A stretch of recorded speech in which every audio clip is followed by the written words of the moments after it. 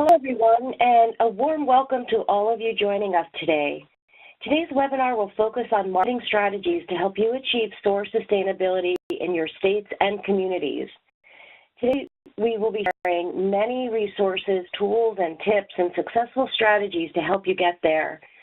We know many SOAR programs are experiencing limited resources, both in time and money. I want to make sure you have knowledge of and access to the resources on it and ideas to save you some valuable time and money. You'll know that many of the strategies shared today are free. I'm Pam Hine, SOAR Senior Associate with the SOAR TA Center, and I will be your moderator today. First, a disclaimer. The training is supported by the Substance Abuse and Mental Health Services Administration and the U.S. Department of Health and Human Services. The contents of this presentation do not necessarily reflect the views or policies of SAMHSA or DHHS, and the training should not be considered substitutes for individualized care and treatment decisions. A few webinar instructions. As a reminder, your lines will be muted throughout the entire webinar. This webinar is being recorded and will be available for download on the SOAR website in about a week. You may download the presentation slides two ways. You may go to the top left of your screen, click File, then Save, then Document to download the materials, or you can also go to the SOAR website to download materials at soarworks.painc.com. Scroll down to Webinar, click and find today's topic. At the conclusion of the webinar, you will be immediately connected to a brief evaluation, which we kindly ask you to complete. This evaluation informs future webinar topics. And finally, we will save all questions and comments until the end of the presentations, at which time we will review instructions for posing questions to panelists via the chat function. Learning objectives. It is our intention that by the end of this webinar, you will learn effective marketing tools from the SOAR TA Center to help you share stories of your SOAR successes, understand why marketing your SOAR program is essential to sustainability, and learn how to build your own graphics with free tools, and understand how a state such as Maryland has successfully used various strategies to market and sustain their SOAR initiative at both the state and local levels. Just a brief bit on the agenda. So to reach those objectives, we will begin this afternoon with a presentation from Holly Davis, who is the Communication Director with Policy Research Associates at the SOAR TA Center in New York, which is followed by Matt Knutson, Project Associate with the SOAR TA Center, who will share newer funding-related resources that will be useful for you. You'll hear from Caroline Bolis, Maryland SOAR State Lead, followed by Richard Fowler, who is the SOAR Local Lead from Montgomery County, who will share their proven strategies for sustaining SOAR in Maryland and Montgomery County, with plenty of time for questions and answers.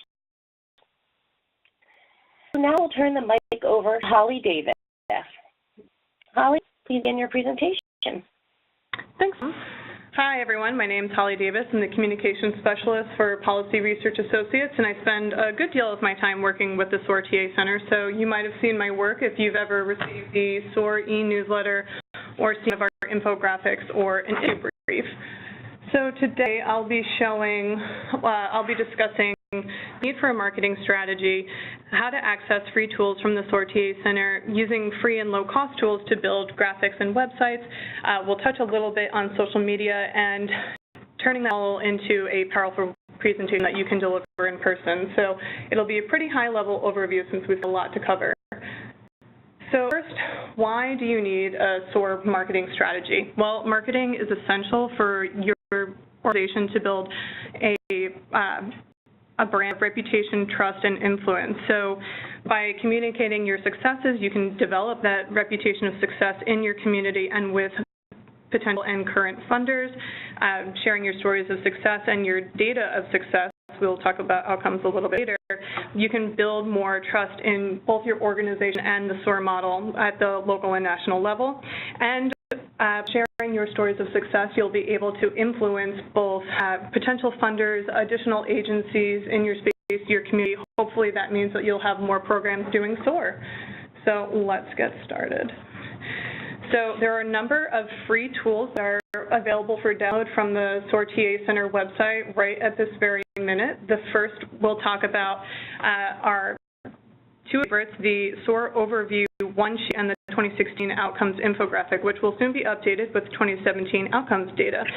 So both of these materials will help build the reputation and trust within the SOAR model, since you're going to be hearing how SOAR works on a national level and how SOAR has impacted the lives of so many people across the nation. So the SOAR Overview one-pager provides a brief overview of the need for SOAR, a description of the SOAR model, and services offered by the SOAR TA Center, as well as a little snippet of outcomes. So it's a really great, digestible way to blend the SOAR model into a one-page document. And then the 2016 SOAR Outcomes Infographic highlights initial application approval rates, appeals rates, cumulative outcomes, monetary benefits, and employment statistics. So it's a really nice, easy read, at-a-glance overview of the impact of SOAR.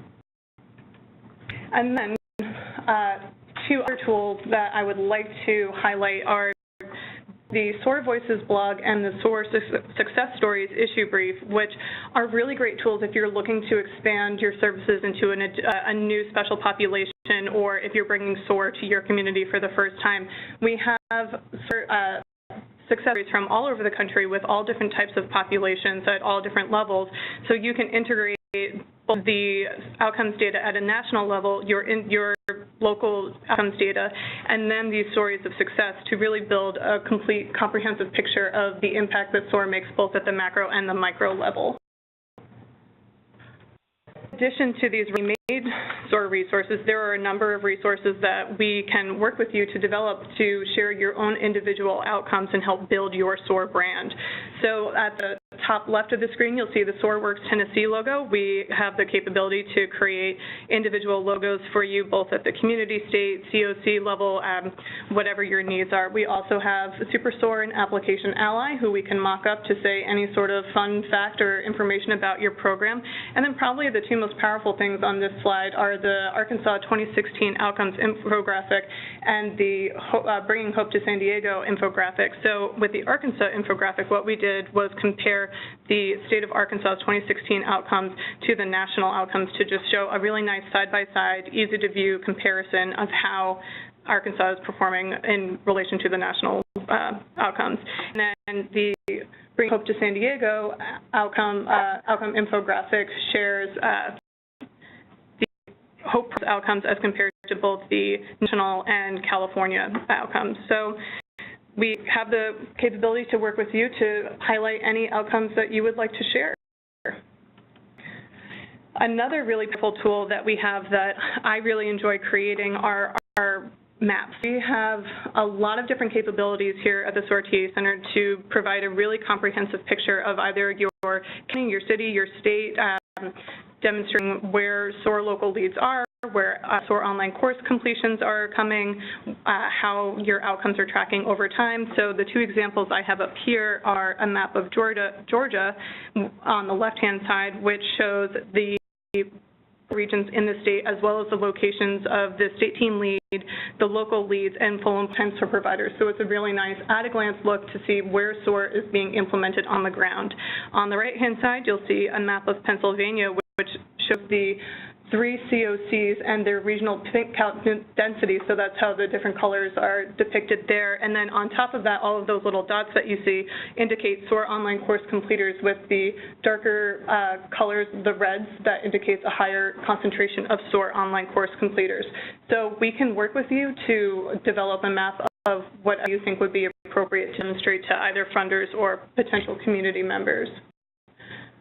So that's some of the tools from the SOAR TA Center, but say you want to build your own tools. So we at the SOAR TA Center use a number of free and low-cost tools to build really good-looking graphics, and we've built a few websites as well. So on screen here are a couple of examples of items of graphics that I've created using 3 of my favorite tools, Unsplash, Pixabay, and Canva. So if you follow the SOAR TA Center pretty closely, you'll have likely seen these items before. So let's get started talking about what each of them are. So my first and probably one of my favorite tools is Unsplash. So Unsplash, you can download beautiful free stock photos, and they come with a Creative Commons Zero license, which means that they're free to use however you like. You can adjust the colors, you can crop it however you want without giving attribution to the photographer or without payment. And you can also use these images to highlight either paid services. So, for example, if you wanted to use an image to highlight an event, a fundraising event that you were hosting, you can use an image from Unsplash for that, or you can use it on your own website. It's wonderful. A tip that I'll say about Unsplash is while there are hundreds of new photos being added every single day, sometimes some of the search results you would put in might not anything if your search query is too specific, or in some cases you might find pictures that would invoke the outro within the SOAR community. So my recommendation would be to look for something a little bit more abstract. So for example, when I'm creating graphics around the SOAR online course, I'm not going to search terms won't be e-learning or online course. They're going to be something a little bit more abstract, like computer or keyboard. And then if you're having trouble finding something that fits the bill, remember that pictures of textures and patterns are really great bases for you to layer text over, so you can create a really rich looking presentation without it having to do exactly with what your presentation content is about. Obviously don't steer too far away, but just keep that in mind. Another tool I use for images is Pixabay. So I'll use Pixabay for icons and more literal images. So for example, at the bottom of the screen, you can see a picture of the Albany skyline. So that's an example of something that I would pick from Pixabay if I'm looking for an image of a specific location. Then I also use Pixabay for vector images. So a little bit of SOAR trivia for you here. Application Ally and SOAR and Super SOAR were both originally downloaded from Pixabay, so you can see their SOAR and the original iterations on either side of the graphics. And then, once I have all of my images, I combine them all together and create full-looking social media posts, flyers, email headers, invitations, what have you, with Canva. So Canva is a really powerful tool, which is wonderful if you're not a designer or if you're pretty pressed for time. You can choose one of their pre-selected size templates and then just go to town adding your own text and images, and it's all completely free. And you can download the images without any sort of Canva watermark, and you can download it as either an image file or a PDF file. So on the top line, you'll see examples of some of the size options that Canva offers, and then on the lower line, you'll see examples of some of the more recent Canva creations that the SOAR TA Center has put out.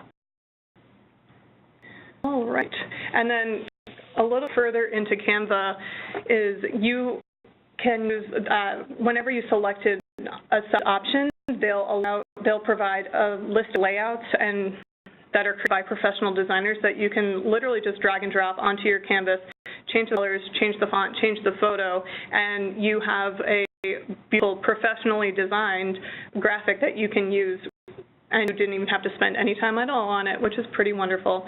But if you wanted to learn more about design and a little bit more experience with it, Canva also offers a design tutorial whole class. So they have different classes for picking fonts, choose how to select the right image, how to layer your text in your images, looking at different aesthetics like minimalist aesthetic, that type of thing. But it's a really great and fun tool, and it's free, so you can learn how to be a designer on your own time in no time at all.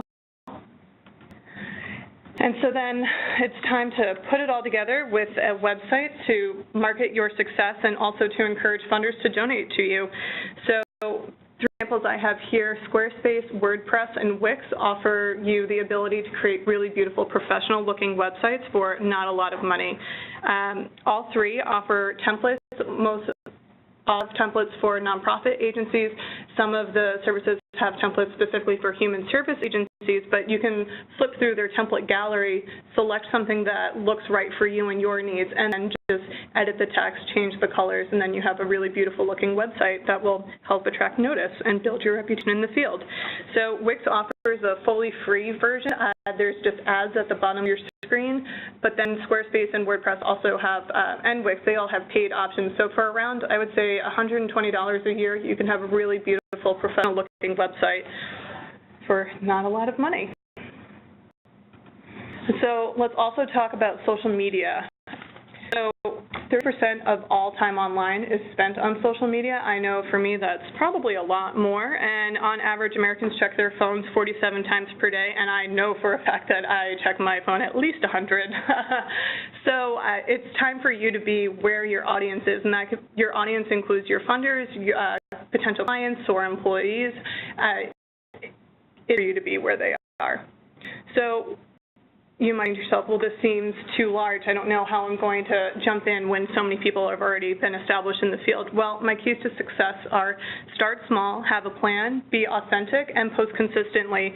So approach your social media plan slowly. Pick one platform instead of 6. Look at graphics of each of the platforms and think about who your audience is and where they're most likely going to be. I heard in a presentation one time that Facebook is kind of like the plumber. It might not be the cool application, but it's where everyone is, and you need to be on Facebook. So just a little food for thought there.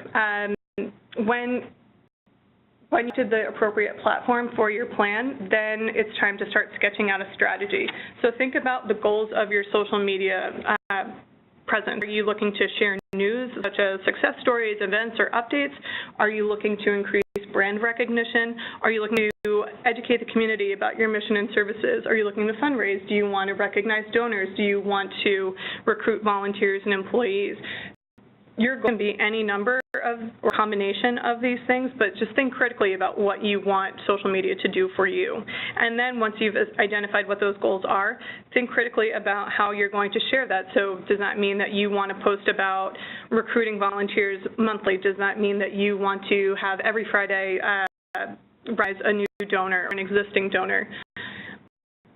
Think of things that you want to do, and then you can start crafting your strategy around that. So there are a number of free templates and resources available to help you get started on crafting that strategy and identifying your goals, and also to create a consistent posting schedule.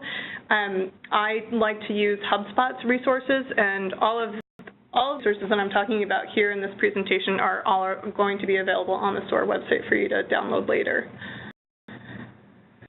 Once you've got your social media strategy in place and have been implementing it, it's imperative for you to go back periodically and check out your analytics. So Facebook and Twitter, all of the platforms will give you access to analytics so you can see how your posts are performing, so you can see which of the posts that are getting the highest engagement rate. So engagement rate is the number of likes that you get, the number of comments, the number of shares, retweets, and see what types of posts that you're sending out are getting that high engagement rate, and then refine your strategy from that. So if you see that maybe your recruitment posts for volunteers isn't doing so well, but your donor recognition posts are doing amazingly well, maybe that means that you bump up your donor recognition posts to a few more times a week or a few more times a month.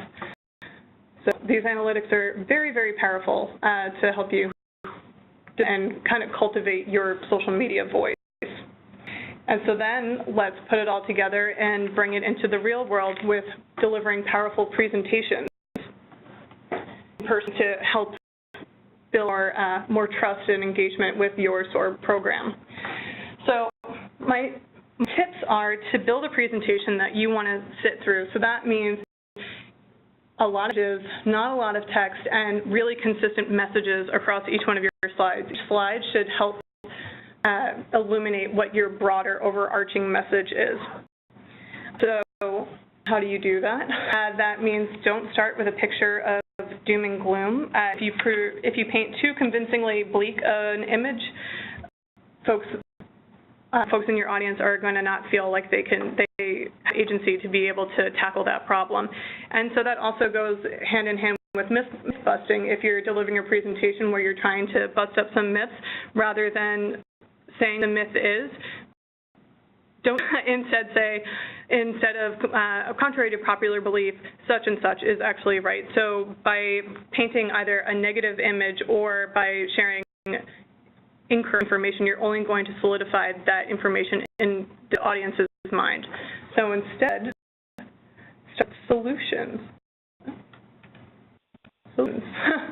Start with solutions. Show your audience what success looks like and provide clear opportunities for them to get involved, and show them clear opportunities of how their participation will impact your work. So that could be, for example, the impact of a volunteer, coming in 10 hours a week. What does that actually look like? Or how much a donation will impact a client.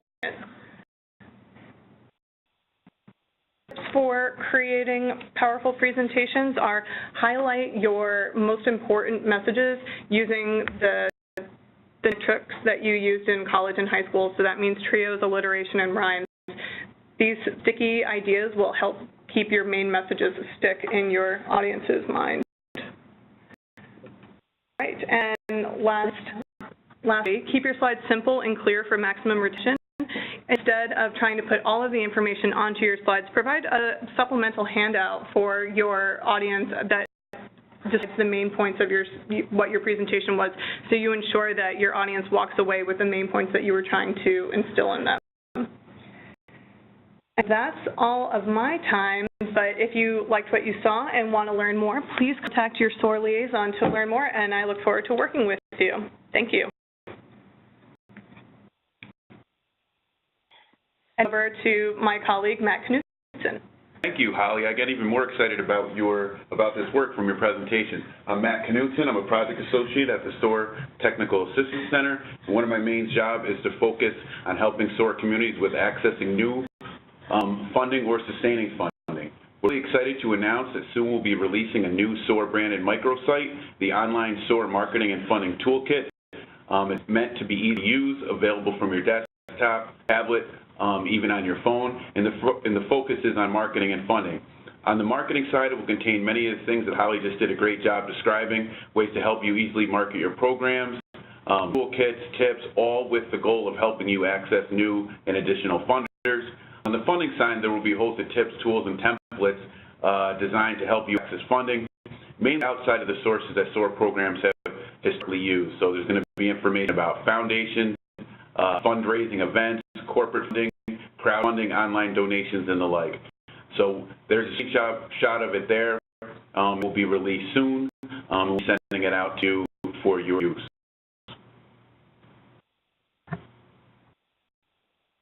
I will turn it over to Caroline Bullis, the Maryland SOAR State Team Lead.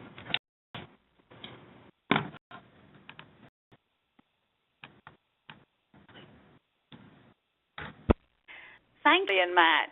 Some really, really great information. You'll see from some of our slides that we haven't actually met all of your great tips, but I'm really looking forward to accessing all those free resources so we can just our own presentations. So I'm Caroline Bullis, the SOAR lead for Maryland, and I'm delighted to be here today with Rich to talk about just some of our strategies for growing and sustaining SOAR. Maryland, we have now had SOAR for just about 10 to 11 years, and it certainly takes time to really build and keep the excitement and commitment going. Think about marketing, there really tends to be a focus on obtaining funding for SOAR positions, to get SOAR specialists. And I think having funded positions is invaluable, but often there's a need to prove that SOAR works before we can obtain the funding. And even if we do get funding, unless we're very fortunate, we're still going to need other resources to really make this work. But it's like a catch-22. It's hard to prove success when we haven't got resources, and it's hard to get resources when we've got nothing to prove. I think now we have so much great outcome data from the SOAR National TA Center that really can help. I think there's still a tendency for people to want local data. Well, it's all right for them, but it's different here. We're more rural, urban, whatever. There's a sense that, oh, it's okay for them, it doesn't work here unless we can really prove that. One thing we've really found helpful is to really involve the community, to get and then hopefully keep providers and key stakeholders on board. And without dedicated SOAR funding, we're really trying to know that SOAR works. And through that, I think we have been able to really start to attract and grow, and over the years, get SOAR positions on board.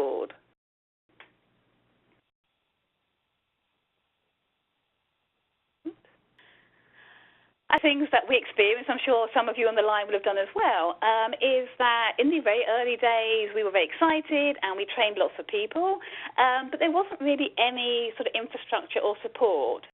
And so it made it hard for the process to always work. Maybe someone, what's this SOAR? Haven't heard of SOAR. How do I get help? And I think with any program, it's a lot harder to overcome a negative perception than it is to build from scratch. So we really want to make sure that we are not trying to deal with problems right from the start, but if we set it up well, that will hopefully allow us to market more effectively. Otherwise, we might be going, oh, I heard about that SOAR, it takes too much time, it doesn't work, and we really don't want that. So I think one of our lessons learned was how helpful it is to really work with one area at a time and really systematically develop work group and a work plan. And then when a community is working well, they look to build on that success, then look to the next community. And I think this is positive for a number of reasons, but really it allows you to build on that success.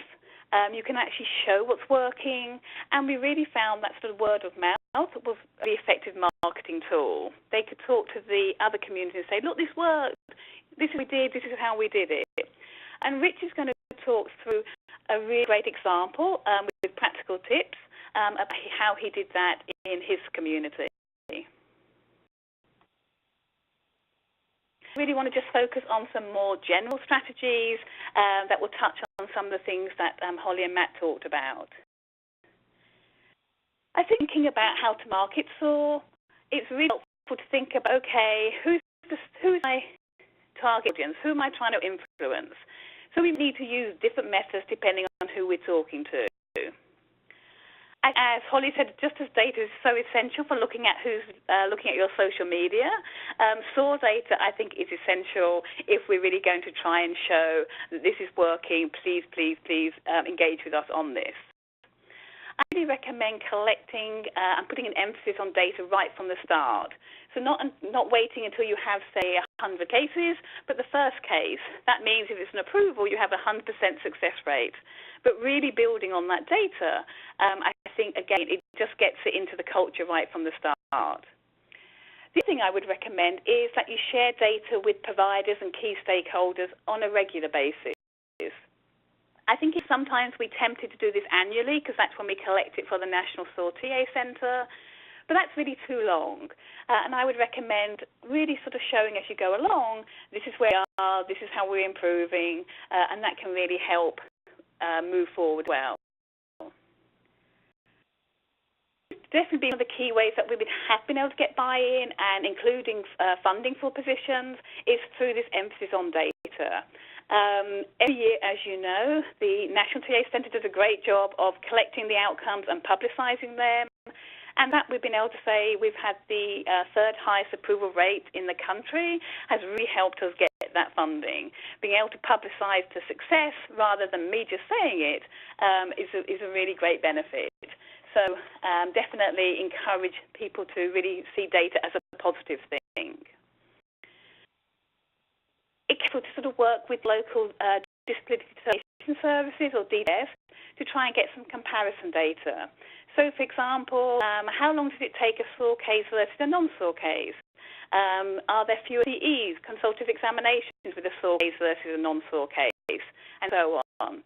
Hopefully, we're really showing the power of SOAR using that process as opposed to the normal process, and again, that can really encourage and market your program.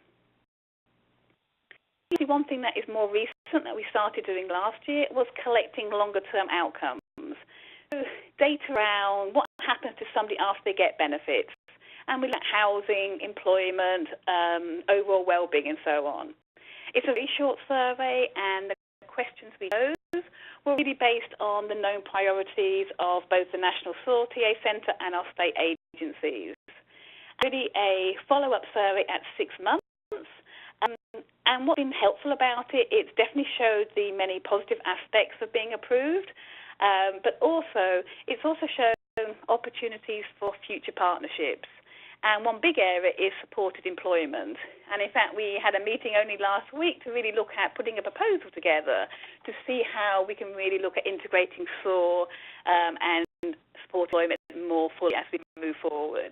And without that report and data, I'm not sure that would have been so obvious.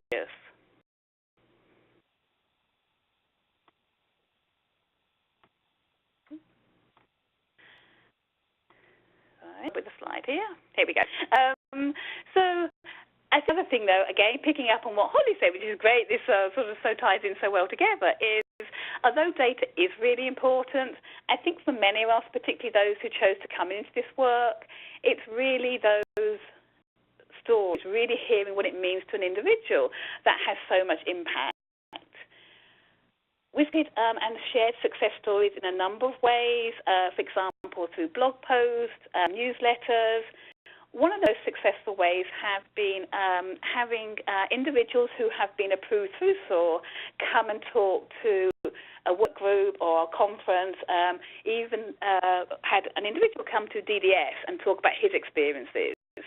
And it's so incredibly powerful and inspirational to really hear those stories and really understand what it can mean to get approved and get benefits.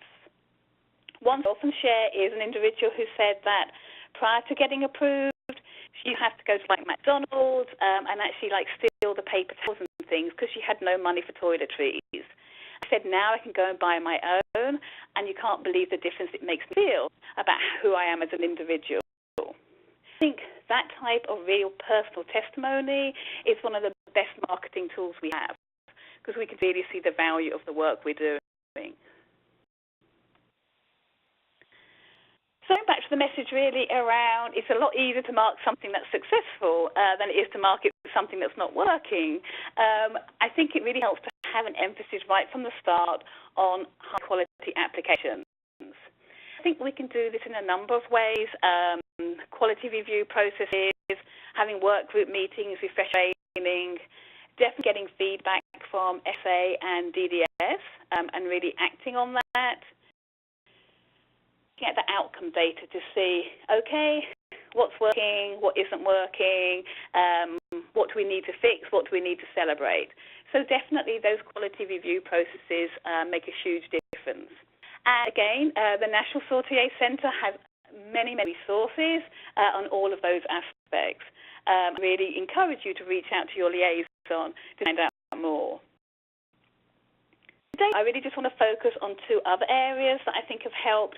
One is SOAR Certification and recertification, and one is an annual conference. So about 5 years ago now, we introduced a SOAR certification program. It is generally voluntary. Individuals who are funded full-time SOAR positions, that's part of their contract. But for the rest of the community, it's a voluntary process that people can choose to opt in. I will say that everybody who has become eligible has chosen to. And basically the criteria is people must first be SOAR trained. And then once they are, they have to have completed at least 5 SOAR applications, and at least 4 of these must have been approvals. They then submit a self-assessment form and provide 5 medical summary reports, and then the data forms that went with those cases. All the personal information has been taken out, but it really just shows the information about the case. Sent to our members of Certification Review Committee. We have a host of people who take on this work, all experienced SOAR providers, trainers, or part of the state plan group for SOAR. And usually it's at least 3 will actually review the application and then provide written feedback about the quality of the MSRs and any suggestions for improvements. Someone is certified, then they remain certified for 2 years. If they want to maintain certification, they will then apply for certification. That's slightly more straightforward, less onerous process. Again, it's just a way really of making sure that we don't have lots of people who were certified, say, 5 years ago who are no longer involved. We want to know who's currently working with SOAR and still very committed to the program. We've found a lot of benefits of SOAR certification. I think the first one, as I said, really just helps ensure those quality applications. it means that at least 3 other people are looking at the MSRs, they're reviewing them, and I think it helps us get consistency across the state, because it could be, that's a really great method, and we can tell other people about it. So that's one great way it helps really quality we want. But the others really go down to more a marketing aspect. The first of all, I think, is a real opportunity to recognise achievement. For many people, SOAR is yet another duty on the many, many, many that they have. And so it's taking the time to say, we really appreciate that you're doing this. It also, I think, allows us to formally do that. So at our annual conference, we hand out the certificates and show everybody in the community who has been able to reach that level. The most important, though, I think, is it helps enhance really that engagement and commitment to SOAR. Anyone can be SOAR trained, but to become SOAR certified, you actually need to undertake SOAR cases. I've had case managers sort of saying, I need one more case before I can be certified. Give me a referral. I need someone. I want to do a case. So that can really help, as I say, people to continue to remain engaged with the SOAR program. And then from the individual's point of view, it definitely provides evidence of professional development, which I think people value. And then from our point of view as a state lead, it's a great mechanism for obtaining feedback. Part of the questions are, tell me about what happened with SSA, with DDS, with your SOAR lead, what's working, what isn't, your views, what other support you might need. And it can be really helpful as yet just another way of obtaining feedback on this is what we need to do more of, or this is a challenge we need to really try and overcome. And the last sort of process, I think, to talk about today, from my point of view, is a SOAR Conference. So we have been holding SOAR Conferences now for the last 4 years, and it's really an opportunity to bring together the case managers, agencies, stakeholders, DDS, SSA, really anybody involved working with us on SOAR. Itself, again, it's another way of helping ensure quality, because it's providing refresher training on information, as well as making sure that people have the most up-to-date knowledge they need. They're varied. One year we get feedback, do evaluations, and get along the way. But we've had presentations from SSA, DDS, those who have actually been through the SOAR process. We have certified case managers presenting, so that's a great way for them to, again, get that professional development. We also have people connected to SOAR, such as people working with TBI or housing. So sometimes it's very SOAR related, and sometimes it's sort of more around the community. One thing I really love about the SOAR Conference is it's another chance to recognise achievement. So we have something we call our SOAR Values in Action Awards, and these are basically nominated by anyone in the SOAR community, and it's for individuals or teams who are showing key SOAR values such as respect, commitment, empathy, all things we expect to go with SOAR in their work. So anyone can be nominated, and then the review committee really looks to see the nature of the nomination. And then we've had providers, SSA individuals, DDS, medical providers, a whole host of people have been recognised through that. And one thing I would like about it is not just about who's done the most, because in some communities there's more resources than in others, but this way it can be somebody in a very rural community with very few resources who gets nominated for their ongoing commitment to their work and to SOAR. And after we have established what we call our SOAR Hall of Fame, and this is basically for key individuals who have really helped to grow and sustain SOAR within Maryland, and it really tends to be people who are moving on. They've done their part, they're moving on to pastures new, and we really want them to be recognised forevermore for their contribution to our community. So I think the conference is a great way of marketing SOAR to new agencies. You can invite those, but it also increases the knowledge base of existing providers. And most of all, though, I think it does help create that sense of community, which I think is really valuable for sustaining and growing SOAR. My last message before I'm going to pass it on to Rich. I think it can really help sustain and grow when there is this sense that we are doing this all together. You have no funding. It really doesn't cost much or anything to thank people, to celebrate when someone gets their first approval, to do the happy dance when that data comes in, to send out around an email to say this team or community has done X number, and really just show that you are looking and seeing and appreciating the work that they do. Definitely, I think it's about actively seeking opportunities to recognise effort as well as achievement. Know that not every case will be successful, and I think it's important that people don't get discouraged. So again, it's sort of looking at, okay, so it didn't work, why not? Let's just look about it. But seeing that as a opportunity to learn and not as something that's very sort of punitive or negative. And it comes down to trying to deal with issues so they don't fester, not allowing people to just sit on things, but really trying to resolve them. It's helpful for people to get into the mindset that, oh, this doesn't work. So I think trying to model a culture of being positive rather than just focuses on the negative. I think it's easy to get into sort of a moan fest if not careful. Ooh, this person didn't do that, that person didn't do that. Oh, it's like that for me. And yes, that happens, and yes, we have to deal with it. But I think it's also about emphasising, but 99% of the time, this is working really well. Let's deal with that 1%, but let's really take the time to appreciate what everyone is doing to make this work.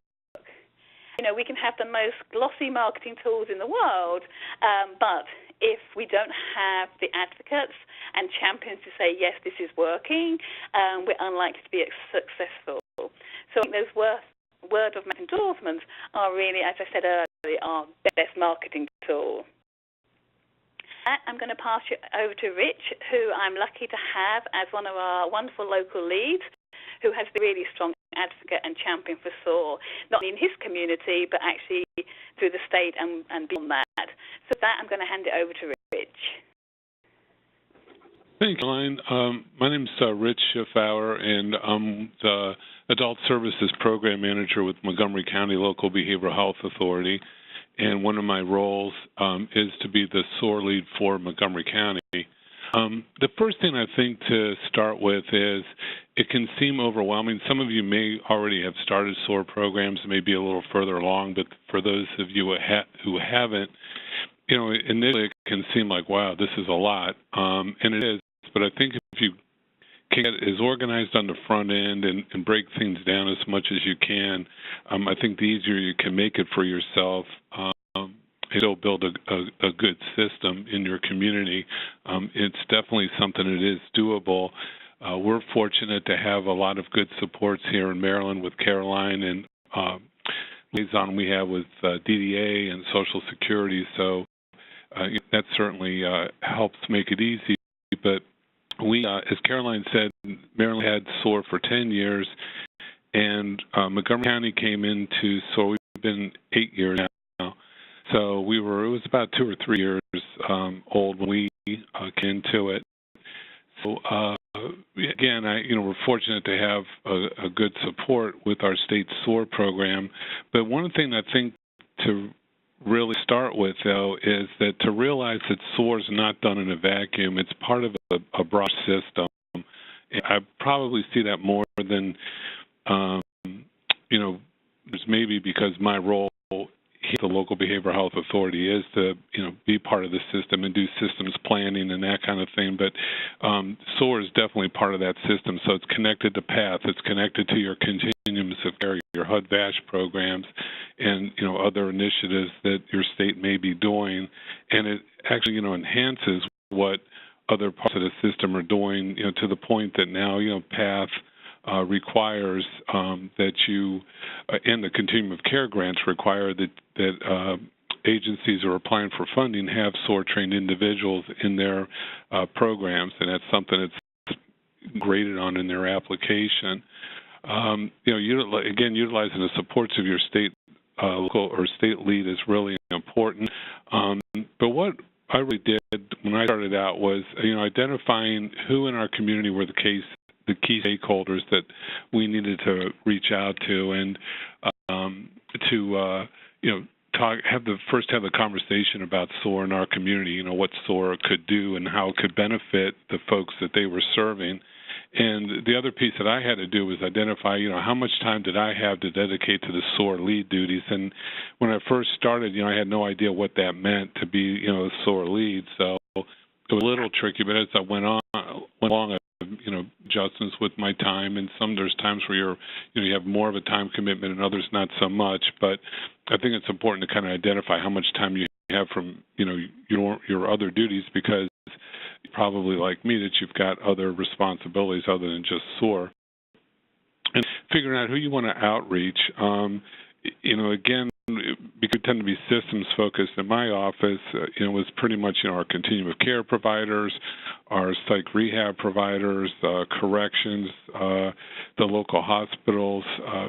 We really looked at kind of the entry points to our system, and then we set about using the tools that the state had already provided to approach the agency directors and try to sell them on SOAR, because you're going to get a commitment to have the frontline staff work with you if the directors don't buy into it, because SOAR can be time intensive, and though it has outstanding benefits for the folks that the programs are serving, it does take away from other duties. So if the directors on the front end are supporting that, it makes it a lot easier. So you want to sell the benefits of SOAR, but you don't want to oversell. You want to be realistic. So when you're talking to the agency directors, or you're talking to frontline staff about SOAR, you want to be honest about it, that it is time intensive, but you also want to sell what the benefits are and how that pays off, tenfold. And we start by doing a lot of presentations. So, we're just going out and talking about, there's this thing called SOAR, here's what it could do. We'd like to, bring it to Montgomery County, get people's feedback, try to get them enthusiastic to want to learn more about it. And we made sure that we included direct service providers in our work group meetings when we first started holding our work group meetings. What we did again with our initial work group meetings is we identified all those entry points, and we had folks from DDA on our work group, Social Security, counterparts in our department that I work in from Public Health, who, because we have a primary care clinics here in Montgomery County that work real closely with our behavioral health clinics. They were a key part of the work group. And what we've started focusing on is how do we want SOAR to look like in Montgomery County? And, what would the referral process be for SOAR? One of the things that we also identified how often we would meet. We always encourage consensus. So we tried to, as much as possible, have consensus when we made decisions about implementing SOAR in Montgomery County. A couple of things that we wanted to do, again, was hit the entry points, but two was that was a time commitment that folks were willing to make SOAR applications. The agreement was that they would only do SOAR applications for their agency, that they wouldn't do it for folks who weren't one of their clients or not in their program. It kind of helped, folks feel like, okay, yeah, I can do this if it's, because it's going to benefit my client anyways. Created a little bit, we didn't have the capacity to serve folks who did have a SOAR trained person at their agency, but early on that wasn't as much an issue. And because we did it that way, we were so successful, we were able to get funding down the road to have a SOAR dedicated person. And what that person will do is they'll do applications for clients who are at an agency that has a SOAR trained individual. Let's see. Oh, my slides, there we go. The other thing, so I guess you're probably hearing me say over and over again on the front end, and I can't emphasize that enough. I think the more work you can do on the front end to set things up and to be organized and, how you process, a smooth flow of your process, I think the easier it'll be in keeping SOAR running in your community and being on top of, issues come up, as Caroline said.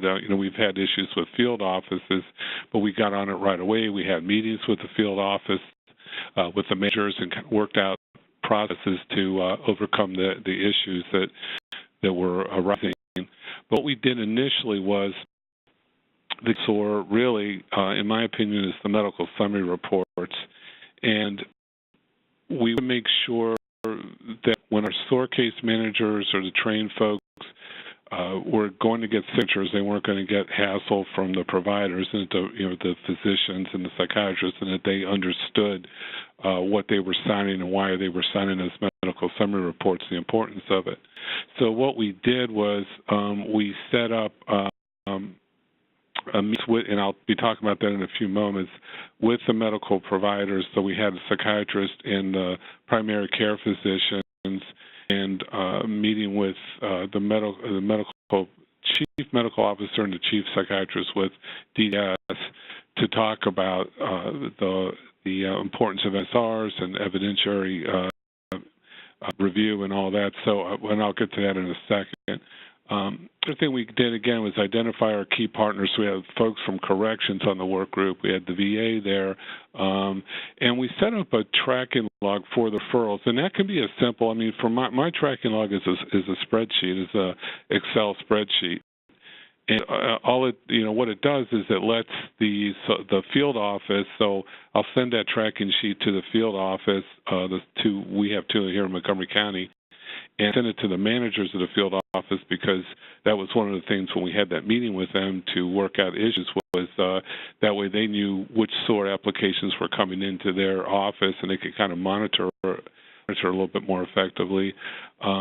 It also goes to DDS, but again, it doesn't have to be anything complicated, or it just, like I said, an simple Excel spreadsheet will do the job. We set up the meeting, so before we even started doing SOAR applications, we had that meeting, and it was included presentations again by the DDS chief psychiatrist and the medical consultants, just on what is DDS looking for in terms of medical evidence. And in going through that, the 5-step process they have for reviewing, making medical determination.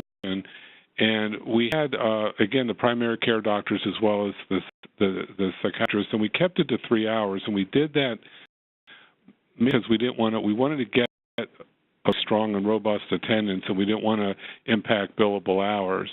And that really worked. I mean, it was very well attended, very well received, and the benefit of it was that, folks walked out there, so they understood when the MSR was coming to them, they understood why, the importance of signing off on it.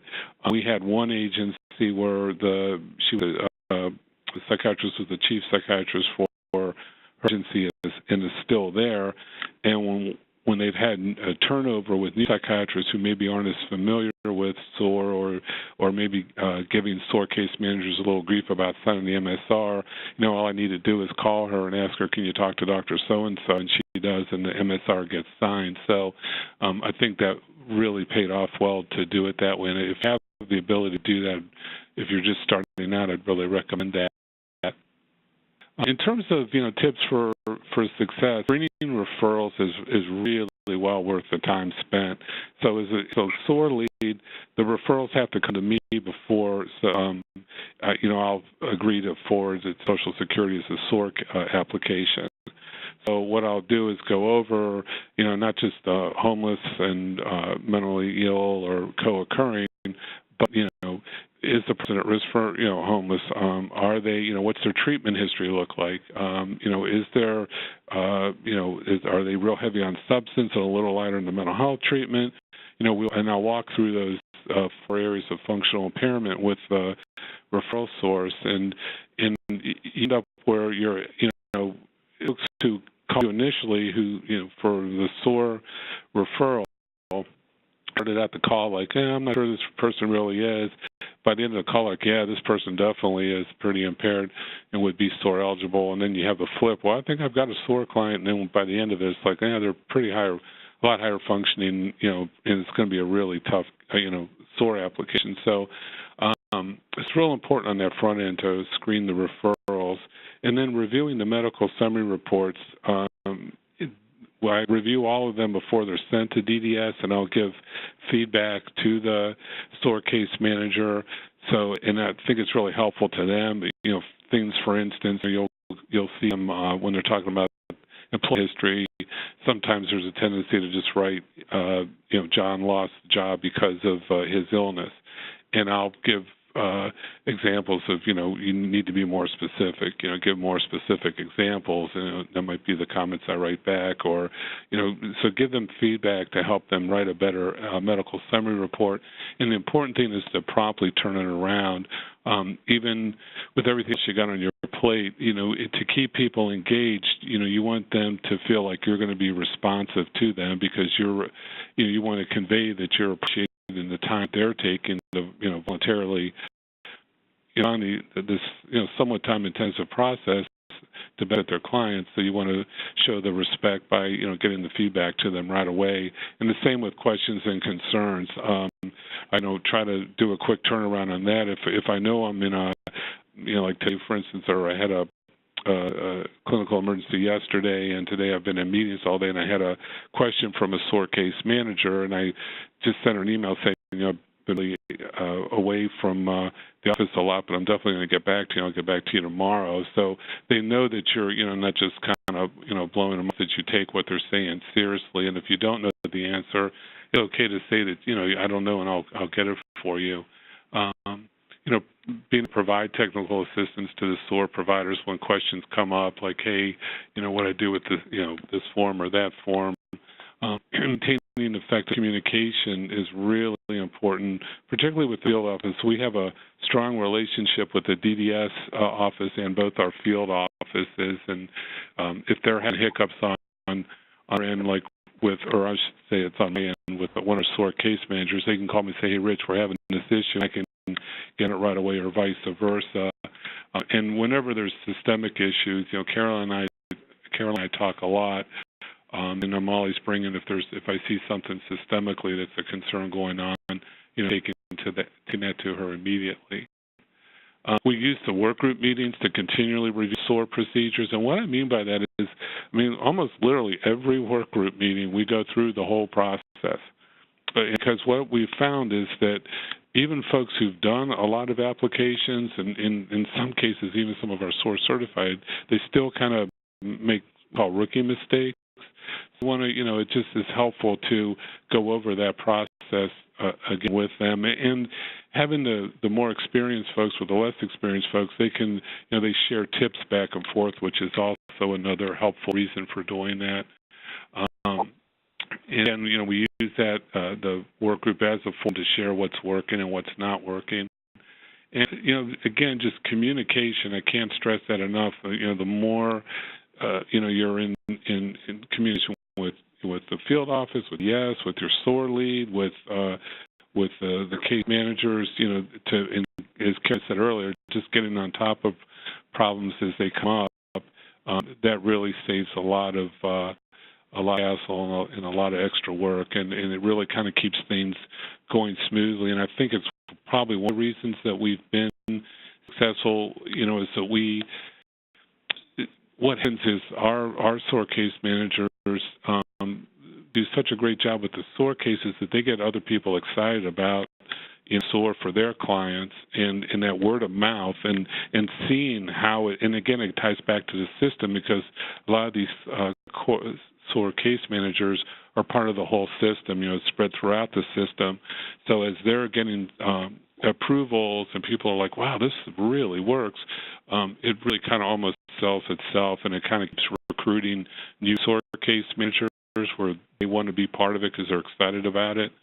And the last thing I can say is, just you can do this. It might seem initially overwhelming, but if you just kind of, break it down, keep your, things organized, it's definitely something you can do.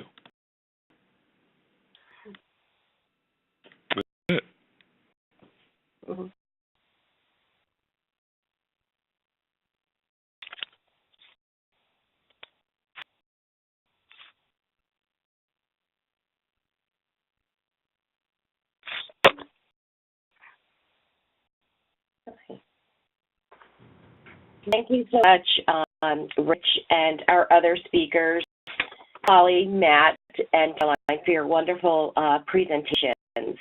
We're loaded with great tips that are not only low-tech, inviting folks to meeting, providing case managers with mentorship, an Excel spreadsheet, to high-tech examples, developing websites, infographics, social media analytics, all the great information.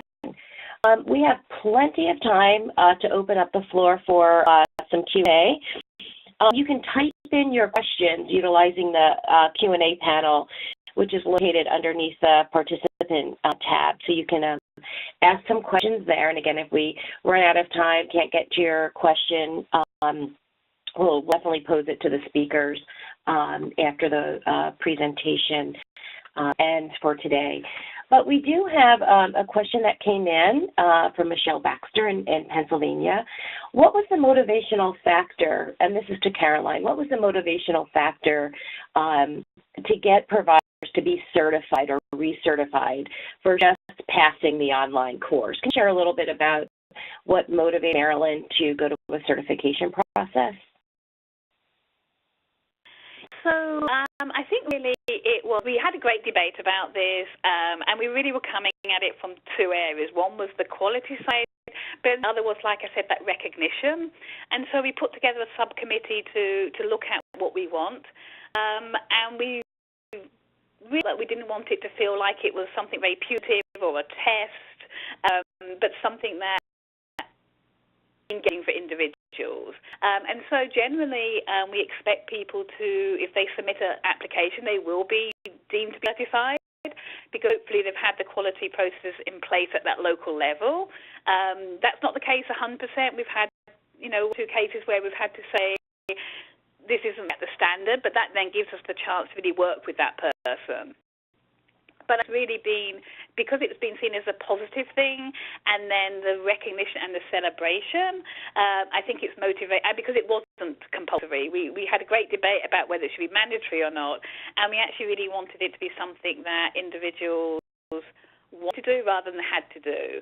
And so I think really it's more the culture behind it that really allowed it to take off. And then because it then gives people opportunities, such as to be chosen to speak at the conference or just to be seen as an expert in their communities, to put it on their CV, whatever.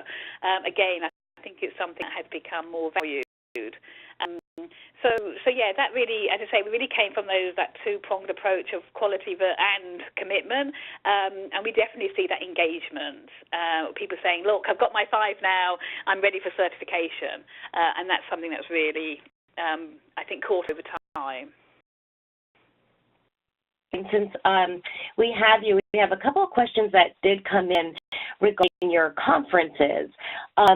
When, where are your SOAR conferences, and when is your next one? So, good question. So, traditionally they've been in June. The reason was that the very first year we actually realised we had any amount of funding left in our training budget, and I said, can I have for a conference? And so that was like a last-minute thing. Now we're much more organised. But June works really well for us because it means we can really recognise the achievements via the data, because by that's the end of our financial year and data year. So we haven't yet got our date fixed for this year, but we are working on it as we speak, and we should have the date hopefully by next week. And we have it in sort of central Maryland, so that hopefully people from across the state can attend. Thanks. That's helpful for the folks that ask questions about the conferences. And just getting back to your certification program, Caroline, and even Rich, to know that you monitor folks that go through the certification process. Do you feel that in terms of sustainability that your SOAR certification program for case managers helps retain case managers, reducing turnover? Therefore, more folks will receive SOAR services. Can you give a little idea on that in terms of your experience with turnover or lack of turnover because of your certification? Do you think that helps?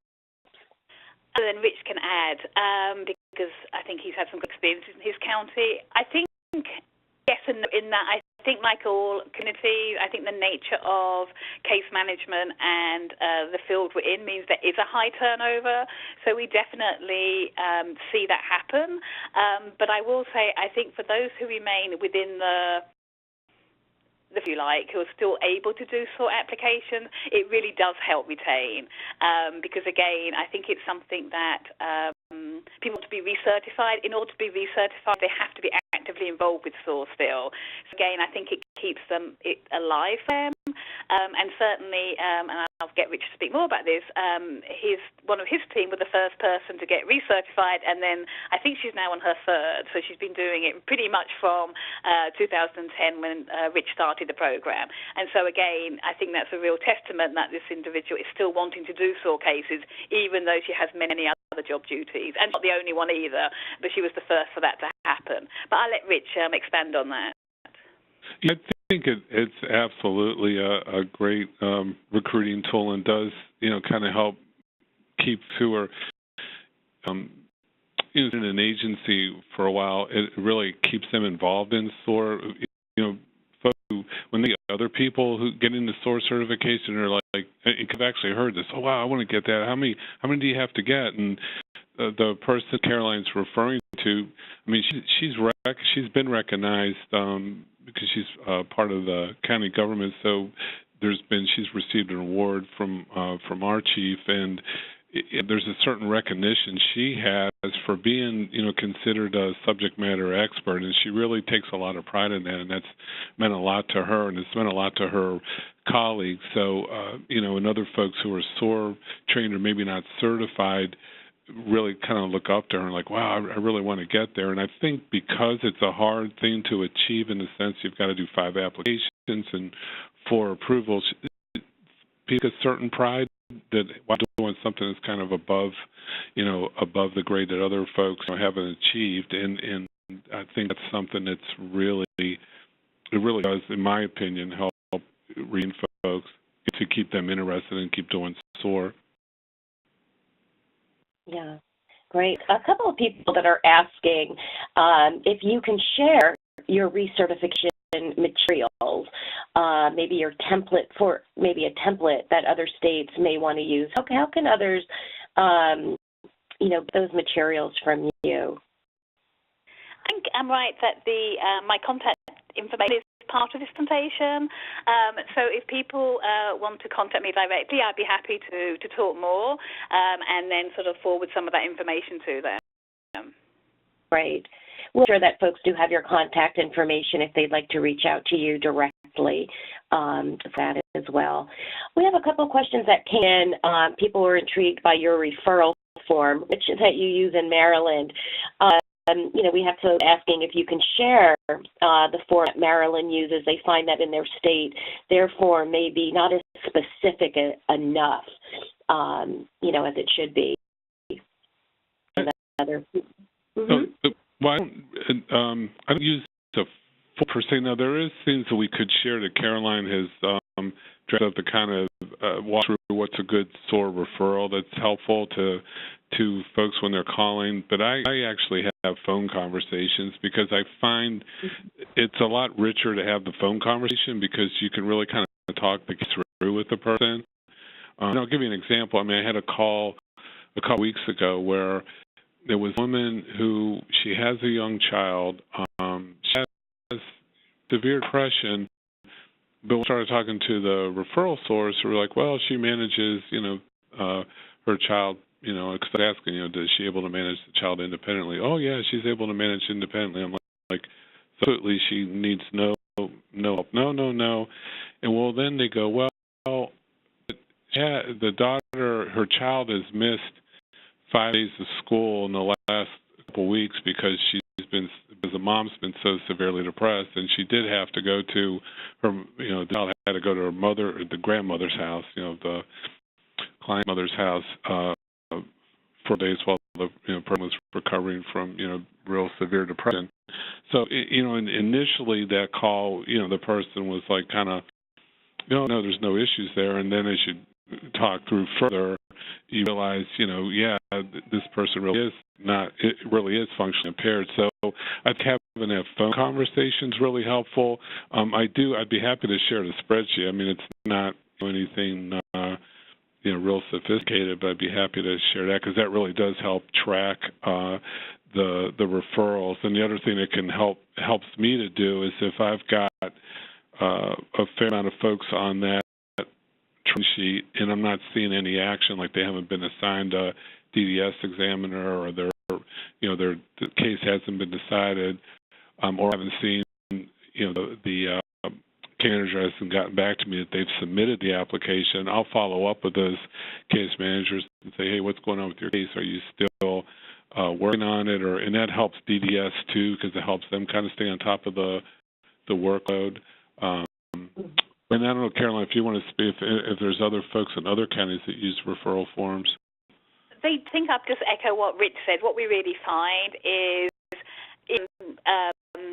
that often the referral form doesn't really give the full picture, and so having those conversations, and we really try and make sure we have it initially with the referring source, the case manager or whoever's referring, rather than the individual, just to really dig deeper, because often they'll check something on the form, and then when you dig deeper, it's like, oh, actually, no, there's, as Rich said, there's far more impairment than it appears.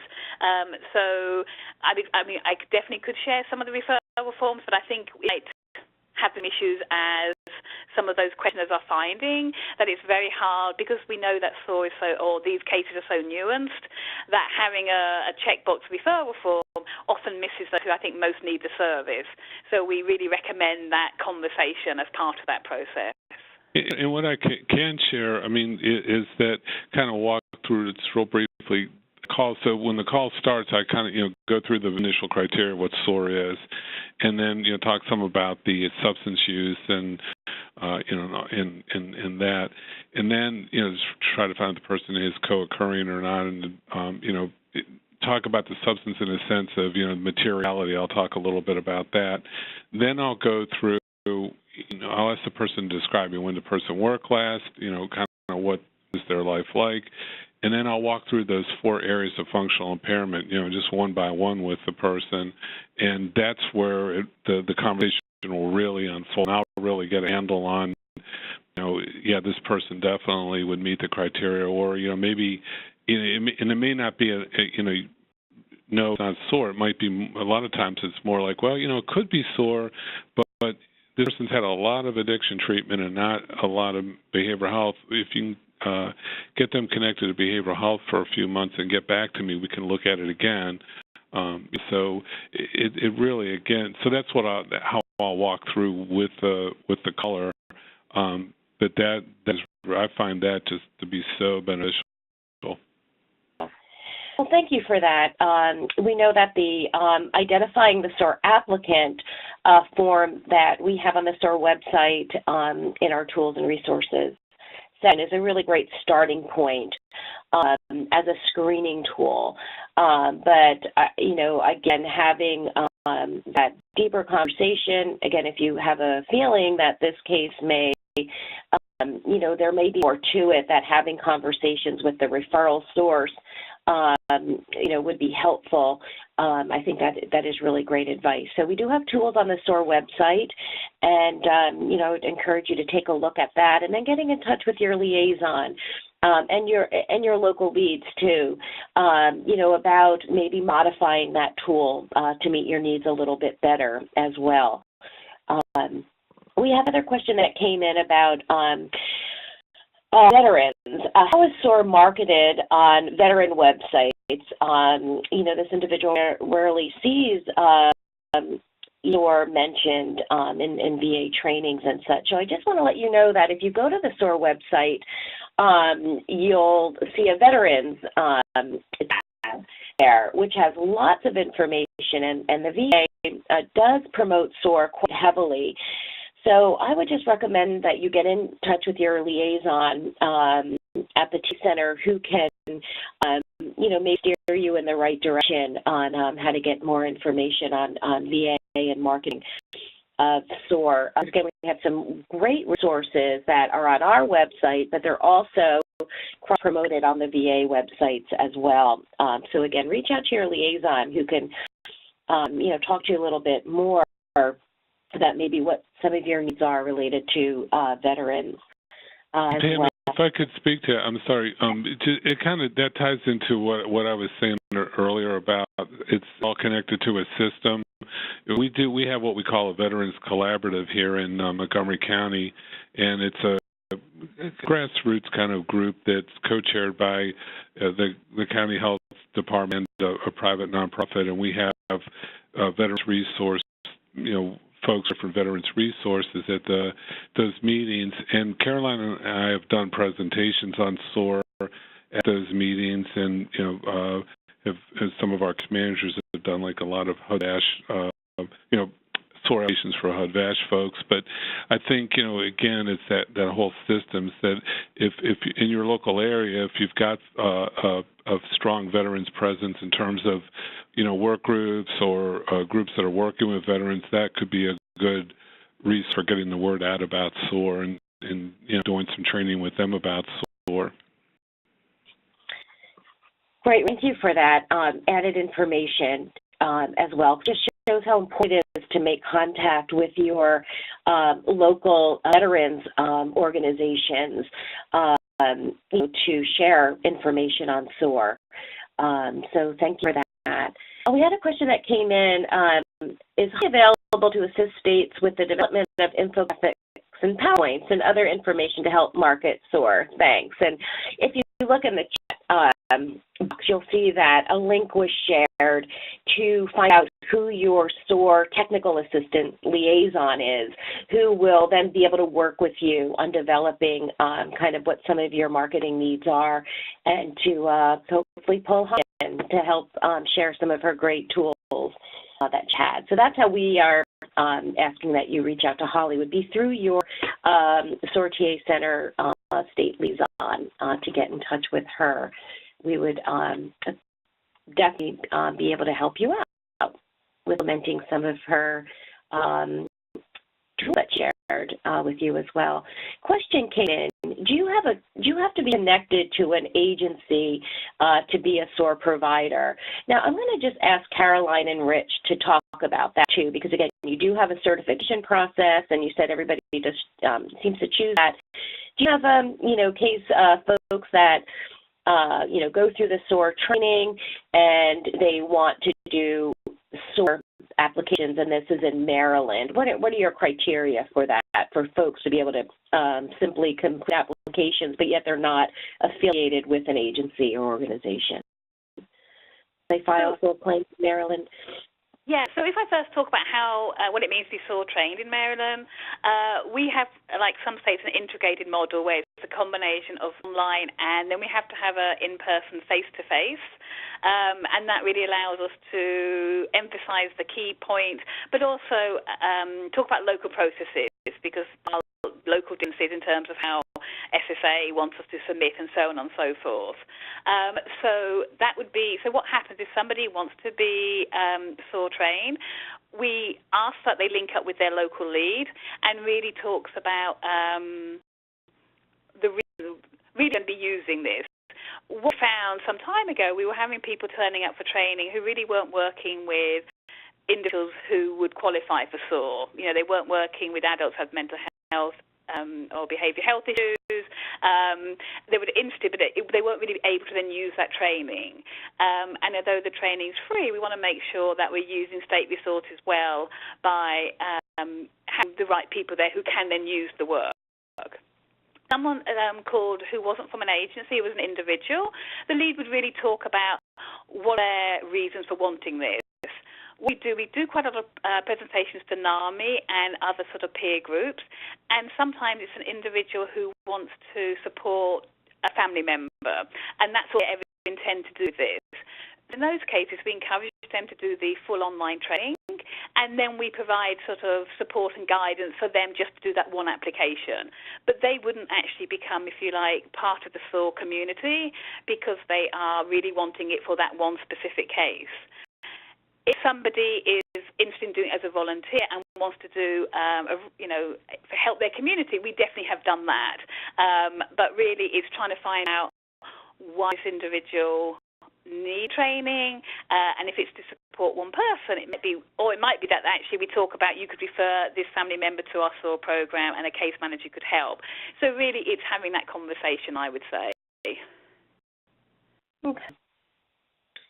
Thank you, Caroline. And again, Caroline is talking specifically about Maryland, but certainly nationally, we have folks that have taken the SOAR online course, and but what we strongly encourage you to do, again, is to reach out to your SOAR state lead.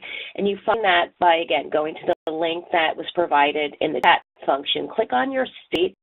If you don't have a state lead, look at, click on contacts. You'll find local leads, but also up top, on top of your state page, would be your SOAR TA Center liaison who could fill you in on, what are the requirements in your particular state to file SOAR claims. So I would certainly recommend you contacting your liaison because, that'd be your first step. Again, like Rich said, a big sustaining their SOAR programs is open, regular communication with Social Security and DDS, and CESLA does want to know who has completed the course, who is SOAR trained. They want to make sure that you understand what the SOAR process is in your locality and state. So a first step would be simply contact the SOAR TA Center. Check the page, contact state lead, but you can, copy your TA Center liaison who would gladly be able to, put you in the right, direction in your state. Again, SOAR looks different in every state and has different, criteria for filing SOAR claims, and we want to make sure that you are following your state SOAR process.